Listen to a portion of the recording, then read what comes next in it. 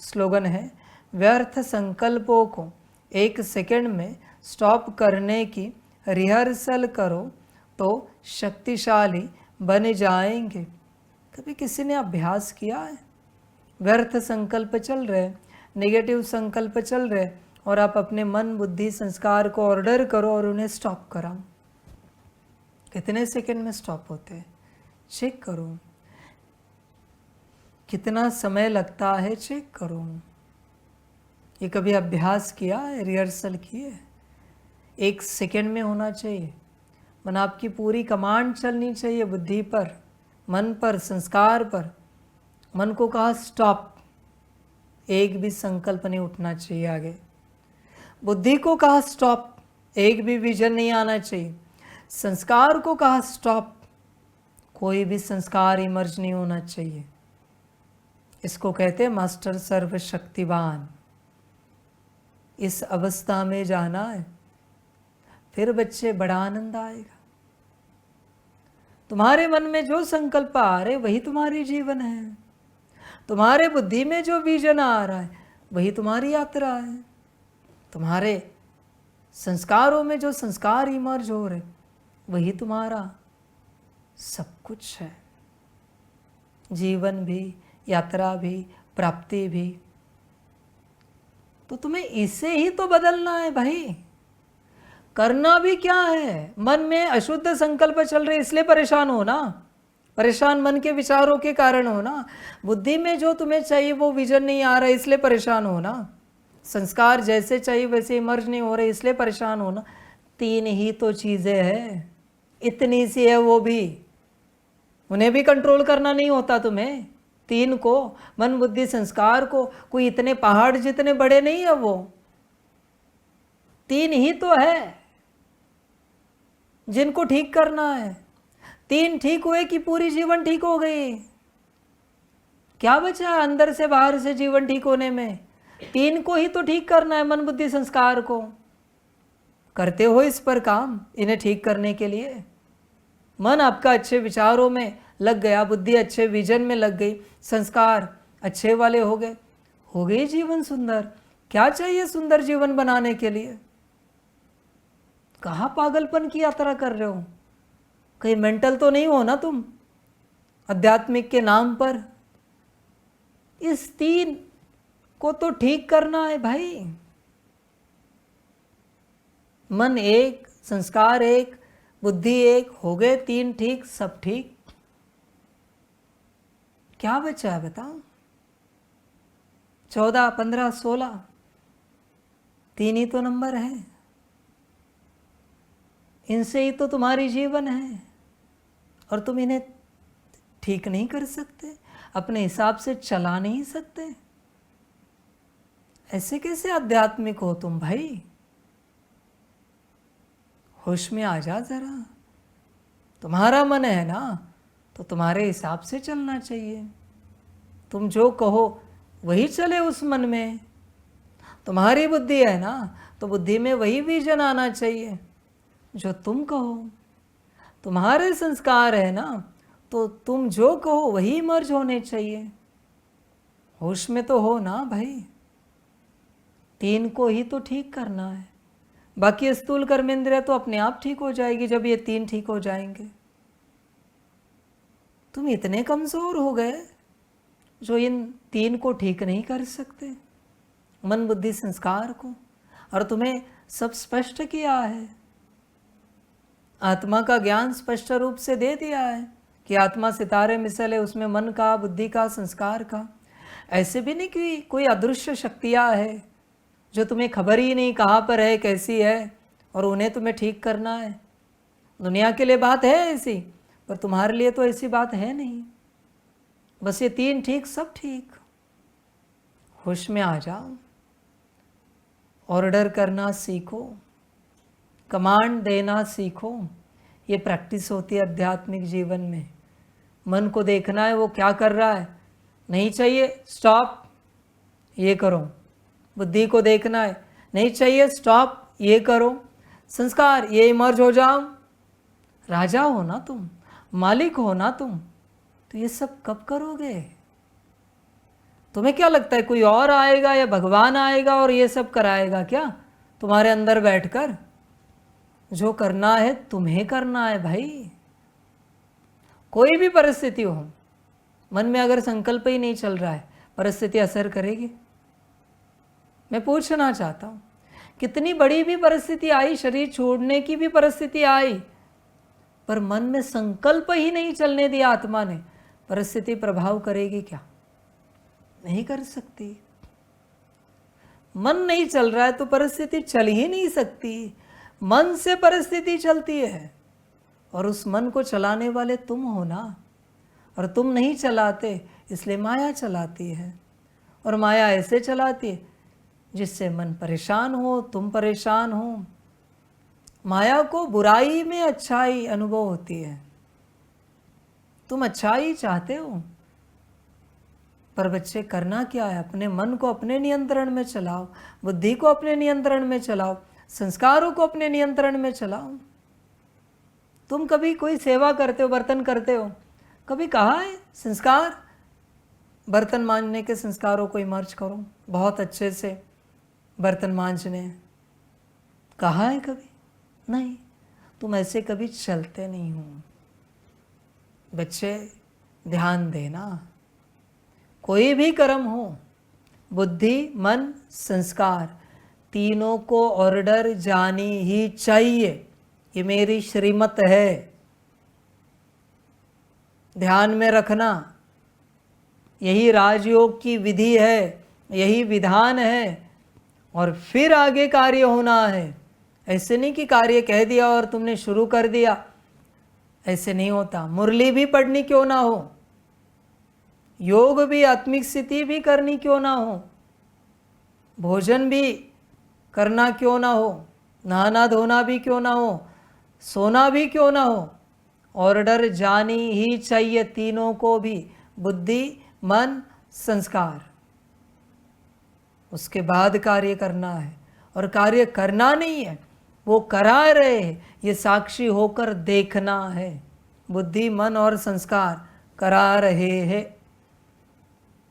तुम नौकर नहीं हो, तुम मालिक हो, राजा हो। जरा होश में आ जाओ, तुम करने के पीछे लगे हो, यही माया है।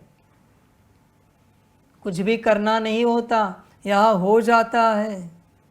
इसलिए प्रैक्टिस बढ़ाओ। तुम क्यों जवाब देते हो अपने मुख से? बुद्धि को कहो, मन को, संस्कार को कहो, वो दे देंगे। तुम क्यों आंखों से कोई हरकत करते हो? बुद्धि, मन, संस्कार को कहो। तुम क्यों कानों से सुन रहे हो? अभी कितनों ने अपने बुद्धि, मन, संस्कार को ऑर्डर दी कि अभी मुरली सुनने, जरा हाथ उठाओ।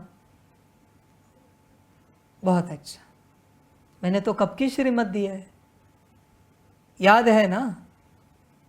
कि मुरली में बैठने से पहले ही बुद्धि, मन, संस्कार को ऑर्डर देनी है कि हे मेरी बुद्धि, हे मेरे मन, हे मेरे संस्कार, अभी मुरली सुननी है हमें, आप तीनों मिलके अच्छे से मुरली सुनाओ।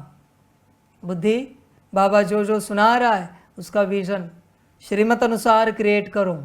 मन, बाबा जो जो सुना रहा है उसको अंदर स्टोर करो। मैं कभी भी पूछूंगा, मैं आत्मा कभी भी पूछूंगी, मुझे जवाब चाहिए। संस्कार, बाबा जो जो संस्कार धारण करा रहा है उनको धारण कराओ, अपने अंदर ऊर्जा भरो।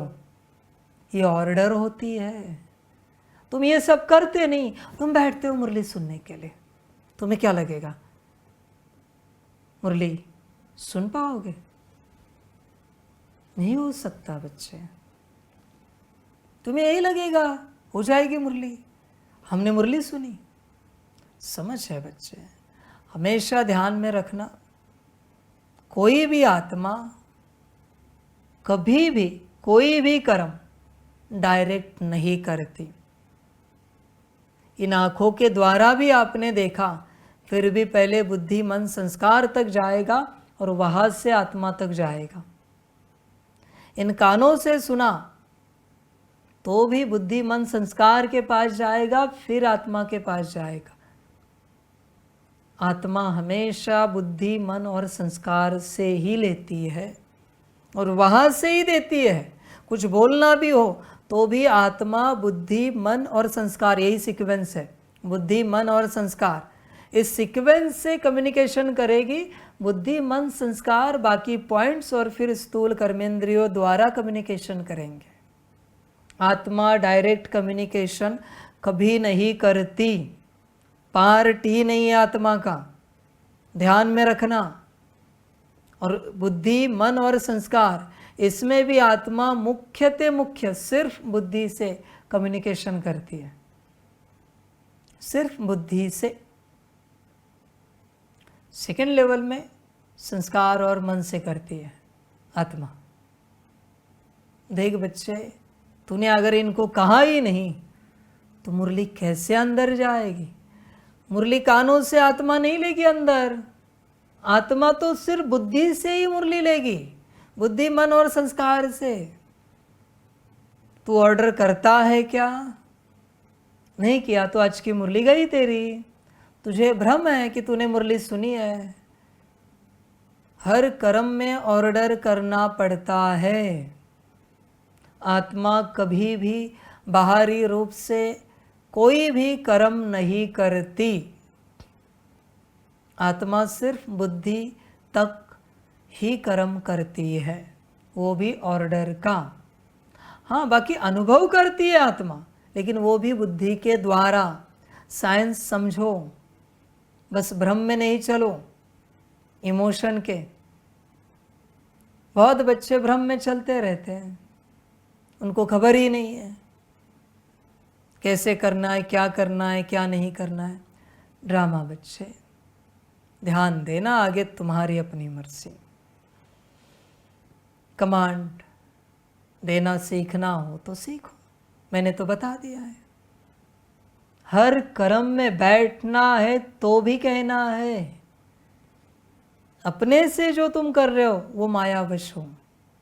जब तुम कंबाइंड स्वरूप में ऑर्डर देते हो तो वो तुम्हारा कर्म है। खड़े हो बैठना है तो भी ऑर्डर देनी है, बैठे हो उठना है तो भी ऑर्डर देनी है, भोजन करना है तो भी ऑर्डर देनी है। ये ऑर्डर का खेल है। तुम कभी भोजन करते हो, पूरा भोजन होता है। तुम कभी सब्जी के साथ खाते हो, दाल के साथ खाते हो, निवाला। तुमने कभी कहा नहीं कौन खा रहा है? ये माया, बुद्धि, अभी सब्जी के साथ निवाला खाना है, अभी उसके साथ खिलाओ। बुद्धि, मन, संस्कार, अभी दाल के साथ निवाला खाना है। हर निवाले में ऑर्डर होगी बच्चे, अनकॉन्शियसली थोड़ी खाया जाता है। तुम तो अनकॉन्शियस हो बच्चे, हर निवाले में, हर कर्म में ऑर्डर। आंखें यहाँ से यहाँ करनी है तो भी ऑर्डर होती है। ऐसे जब करोगे तब बच्चे अपने नियंत्रण में सब आएगा। फिर तुम्हें पता चलेगा तुम कौन और तुम्हारा क्या। फिर तुम्हें समझ में आएगा अध्यात्म किसे कहते हैं।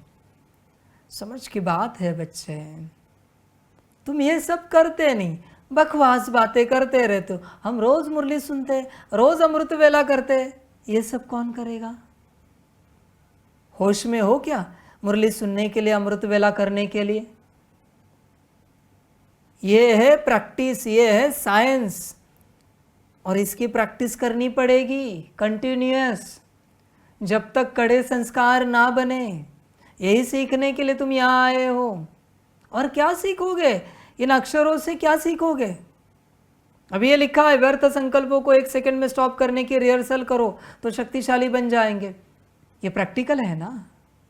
या फिर ऐसे पढ़ा हो गया, 10 बार पढ़ लिया, 108 बार पढ़ लिया, हो गया। ऐसे ये मुरली 108 बार पढ़ ली, कुछ होगा क्या? पूरी मुरली पढ़ ली, होगा क्या कुछ? भाई ये सब कौन करेगा? तुम्हारा दिमाग तो ठिकाने पर है ना, जहाँ आए हो वहाँ के हर बात को, हर कर्म को लेकर। यही सीखने के लिए, यही करने के लिए तुम यहाँ आए हो। इसी का नाम है मेडिटेशन। मेडिटेशन और कुछ नहीं है। समझ है बच्चे? तुम गाइड करते हो अपने आप को, इसलिए गाइडेड मेडिटेशन हो जाता है। और क्या है, देखो ठीक लगे तो करो, पर यही तो ज्ञान है, बाकी कोई ज्ञान नहीं है। एक बार तुम्हारी बुद्धि मन संस्कार तुम्हारे कंट्रोल में आ गए, अध्यात्म पूरा हो गया। आगे किसी अध्यात्म में कहीं भी जाने की आवश्यकता नहीं है, क्योंकि तुम जहाँ चाहे लगा सकते हो, जो चाहे कर सकते हो, यात्रा पूरी हो गई। सतयुग किसे कहते हैं? जहाँ सतयुग में उपस्थित हर अस्तित्व का मन बुद्धि संस्कार अपने कंट्रोल में होता है, बस उसको सतयुग कहते हैं। और कौन सा सतयुग है? जब मन बुद्धि संस्कार अपने कंट्रोल में है तो आगे बात भी क्या करें। मन ऐसा है बच्चे, उसके द्वारा जो संकल्प रचो वो सत्य होता है, कहीं ना कहीं होता है। इसलिए तुम्हारे मन में जो तुम्हारे प्रति भी नेगेटिव और व्यर्थ इमर्ज हो रहा है ना, वो कहीं ना कहीं किसी न किसी ड्रामा में, किसी न किसी यूनिवर्स में, रियलिटी में आ रहा है। हाँ, संभल कर रहना। तुम्हारा हर संकल्प सिद्ध हो रहा है, तुम ही तुम्हारे सारे यूनिवर्स के सारे ड्रामा रच रहे हो। तुम्हारी मर्जी, तुम्हारे लिए वो व्यर्थ होगा, तुम्हारे लिए वो नेगेटिव होगा, पर यूनिवर्स ऐसे सब कुछ जानता नहीं है कि व्यर्थ क्या नेगेटिव क्या। उसको तो सिर्फ संकल्प पता है, उससे तुम्हारा अच्छा होगा या बुरा होगा उसको क्या लेना देना है। तुमने रचा है, उसे सिद्ध करना है, ये यूनिवर्स का काम है। फिर अपने प्रति रचो या दूसरों के प्रति रचो, या दूसरों के प्रति अपने को लेकर रचो, पर सब सत्य हो रहा है। हाँ, संभल कर रहना। इसलिए संगम पर संकल्प रचते समय ध्यान रखना। मुख से बोला कितना होगा मुझे पता नहीं, पर जो मन में चल रहा है वो 100% सत्यता में आएगा। व्यर्थ संकल्प तुम्हारे हिसाब से है, वो सत्य संकल्प है, सत्यता में आ रहे हैं, उसमें तुम्हारा योग बल भी जा रहा है। सिर्फ संकल्प सिद्ध नहीं हो रहा है, ऊर्जा भी नष्ट हो रही है। संभल कर रहना। हर संकल्प को लेकर तुम एक योग बल खर्च कर रहे हो, आगे तुम्हारी मर्जी। ड्रामा के एंड में तुम्हारे संगम के सारे संकल्प तुम्हें दिखाए जाएंगे और तुम्हें बताया भी जाएगा कौन से यूनिवर्स में, कौन से कल्प में, कौन से जन्म में ये रियलिटी में आएगा और इसका परिणाम भी क्या होगा। संभल कर रहना। तुम जो रच रहे हो वो सब तुम्हें ही मिलेगा, मर्जी तुम्हारी। डर लग रहा होगा तो लगने दो, मैं क्या करूं भाई, वो तो तुम्हारे अपने संकल्प है। रचते हुए डर नहीं लगता, जो संकल्पों का ज्ञान सुनते हुए डर लग रहा है। हर संकल्प सिद्ध होगा। हाँ, एक भी बाकी नहीं रहेगा। इसलिए संभल कर रचना संकल्प, वरना भुगतने के लिए तैयार रहना।